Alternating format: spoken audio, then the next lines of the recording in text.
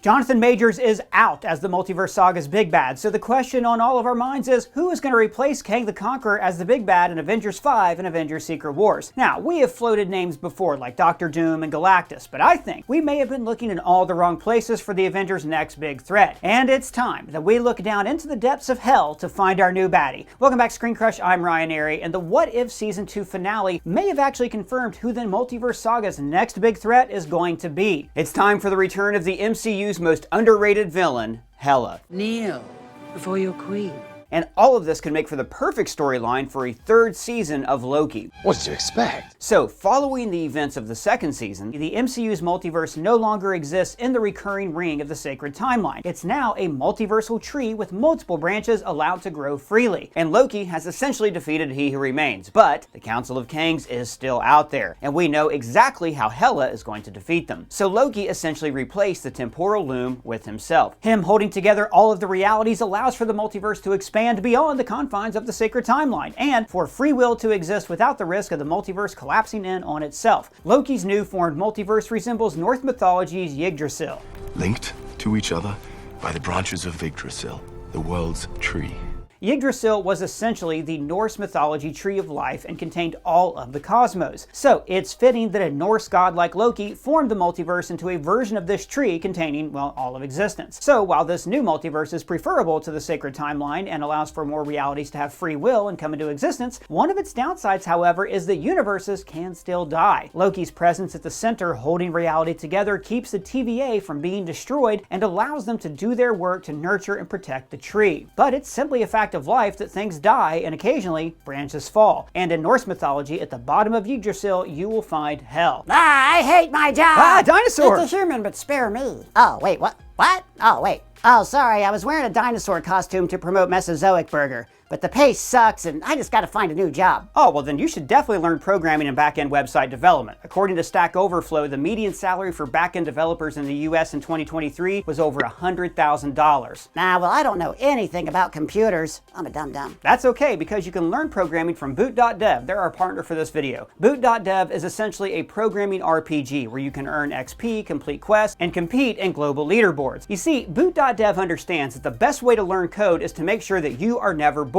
So they make learning fun and competitive. The platform gets your hands on the keyboard and gets you writing a ton of code right away. So if you ever wanted to learn coding, this is the best way to start because you learn by doing. And the Boot.dev Discord community is very active and there to help you if you ever get stuck. And also, if you're ever completely stuck or you just want to see how the instructor wrote the code, there are solutions available for every challenge on the site. So to get your programming career started today, click the link in the description and use my code to get 25% off your first payment of Boot.dev. That's 25% off your first month or your first year, depending on the subscription that you choose. Yeah, Boot.dev, that sounds like a pretty good deal. Yes, it is. Now back to what I was saying. So wait, can you explain like hair and the magic tree and all that stuff? We found this quote from Paul Kendall that explains, Yggdrasil in Viking mythology grew on an island surrounded by the ocean in the depths of which the world serpent lay. This ash tree's trunk reached up to the heavens and its boughs spread out over all the countries of the earth, while its roots reached down into the underworld. Now, we know that the MCU has different afterlives for each being, and seemingly believers of certain religions go to their respective afterlives, such as Valhalla, the ancestral plane, and the Field of Reeds. But there hasn't been much clarity on how those afterlives relate to the multiverse, nor have we learned much about the various hells in the MCU. We know that Hela was the god of death and oversaw the Norse mythology hell, but with Yggdrasil being advanced to a multiversal level, we aren't talking about underworld or hell in a traditional sense. We are talking about a multiversal hell that is the home to all the dead universes and its people. Wait, like the Void? Exactly like the Void. In the Loki series, when a variant timeline was pruned, structures from that universe landed in the Void. And when variants were pruned, they too would be sent to the Void where they were consumed by Elias.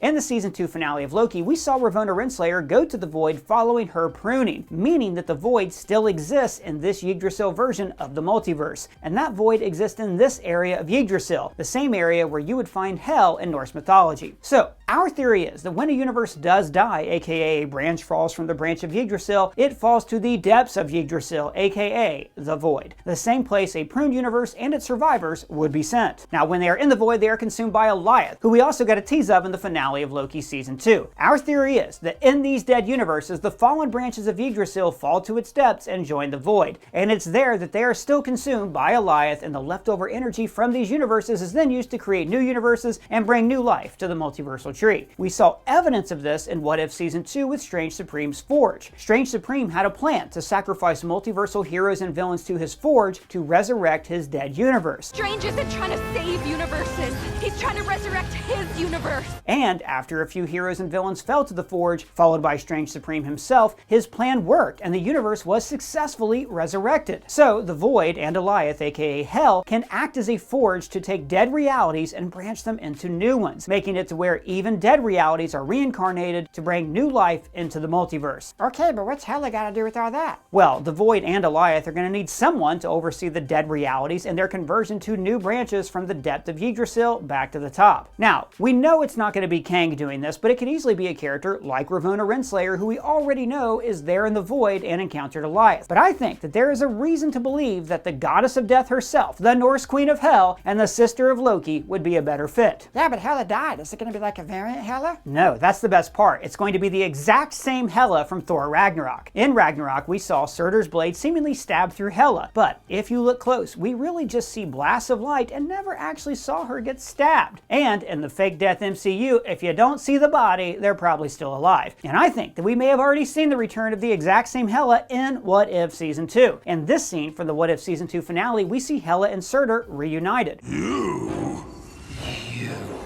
Now this to me says that the last time these two saw each other, they were in a battle that seemingly ended with both of them dying. Hela at the blade of Surtur and Surtur when Asgard blew up. But what if neither of them died? We know that Strange Supreme is abducting variants from throughout the multiverse to feed his forge. So what if Strange Supreme went back and nabbed Hela from her universe right before Surtur's blade hit her? And what if he nabbed Surtur as well? And the last thing the two would remember before being taken is them being in their battle in Asgard like we saw in Ragnarok. Perfectly explaining why they had this reaction when meeting again in What If. The same Hela later fell into Strange Supreme's forge that went on to resurrect Strange Supreme's universe. But what if Hela was able to escape from the confines of the forge before having her energy fed into the new universe? And when breaking through that barrier that resurrected a universe, where would she find herself? The Void. Or if she did fall to her death, she wouldn't actually die because she is the goddess of death. So her essence would likely just be thrown into the Void in that scenario as well. And once in the Void, Hela will do what Hela does and assert her dominance and her rule over this plane. Kneel before me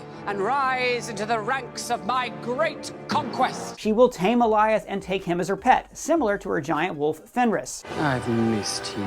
Now, there are two ways the story could go from here. One, Hela could assume the role that she has in Norse mythology and work alongside her brother, the new overseer of the multiverse. And we could see Loki offer her a place in his new multiversal kingdom and the opportunity to be a god of purpose. He could explain to her how death thing when it gives rise to new life, and how that's what he wants the Void to be, a place where dead things go but where they are nurtured into something new. And while Loki will essentially be offering those who find themselves in the Void a path to redemption, some won't take kindly to the idea of being eaten by Alioth to birth a new universe, and that is where Hela could come in as the goddess of death. Her role would be to help Loki keep the Yggdrasil multiverse functioning by shuffling the dead through the doors that creates the new. That door being Alioth's mouth? Yep, pretty much. Yeah, no thanks. Well, perhaps those who find themselves in the Void could be given the opportunity to live the remainder of their lives in the Void, and then upon death they walk through the mouth of Alioth to be reincarnated into a new universe. That sounds fine. You could have an entire civilization in the Void that is led by Hela and acts as a home for those displaced by the death of their universe, a place where they can remain until their time comes and they accept reincarnation. That's not very Hela-like. No, and that's why I say that's an option for if they wanted to bring Hela back as a redeemed anti-hero type character. But if they want to bring her back as the next big bad for this entire saga,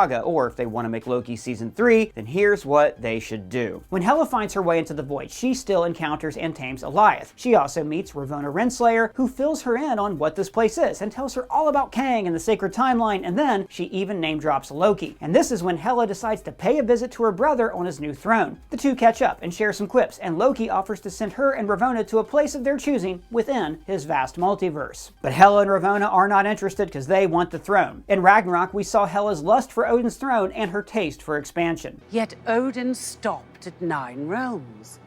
Our destiny is to rule over all others. Ravonna will also have a lust for the throne following the reveal that she was once too destined to rule the multiverse, but was betrayed by He Who Remains. Erase her memories. Hela and Ravonna will question Loki for just sitting and watching over the multiverse instead of ruling like a proper god, whereas Loki will say that for the first time in his life he is acting like a proper god, a callback to this line in the finale. I know what kind of god I need to be. As well as a callback to Thor: Love and Thunder, where we found out that gods, for the most part, abandon their people. Every god watches over their own peoples.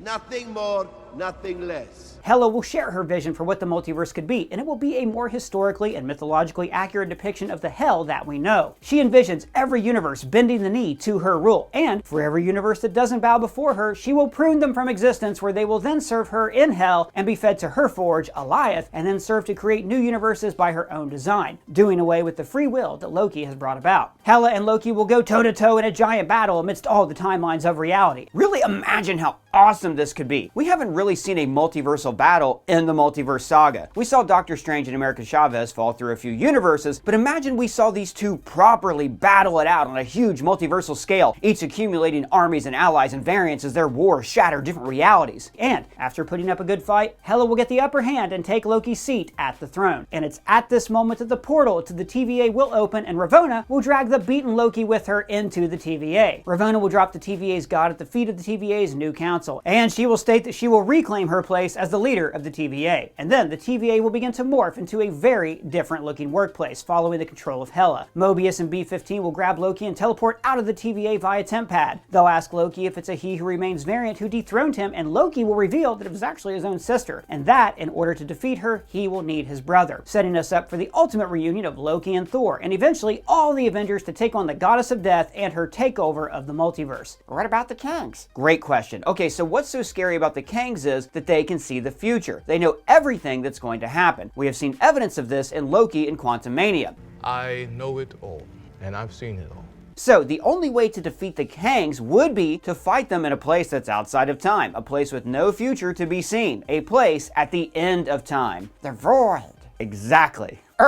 In the void, Hela would be able to annihilate Kang because there, she would be in control. Maybe we could even see her and Loki team up to trick the Kangs into coming to the void. Loki wants to merely relocate the Kangs to the void so that they aren't a real threat to the multiverse, but Hela takes it a step further and slaughters them. And when Loki objects, she calls him soft, like their brother. You see, in Thor Ragnarok, Hela was the perfect counterpoint to Thor. She was the symbol of a tainted legacy, and Odin essentially replaced her with Thor. In fact, the whole reason Thor was cast out was so he wouldn't become like Hela. Loki also shared a feeling of jealousy for Thor, and this is something that these two siblings could bond over, at least at first. But what could truly prove that Loki isn't second to his brother is if he were able to defeat Hela, something that Thor couldn't technically do.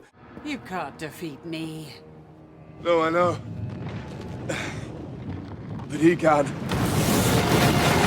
Plus, we just didn't get enough of Hela. Cate Blanchett loved playing this character, and we just got a small taste of how freaking awesome a villain she could be. I want to see her actually conquering realms and universes and giving our heroes a chaotic single villain to face off against, which is much better than a confusing timey-wimey army of the same person like we had with the Kangs. Give us a villain that actually has a connection to our heroes and a clear motive. You know, a villain with a desire to rule. Big shout out to the writer of this video, Mr. Colton Ogburn. You can find his social links below. So let us know. Do you think that Hela will become the goddess of the multiversal hell? Will she replace Kang as the new big bad of the MCU? Let us know your thoughts down in the comments below or at me on Twitter. And if it's your first time here, please subscribe and smash that bell for alerts. For ScreenCrush, I'm Ryan Airy.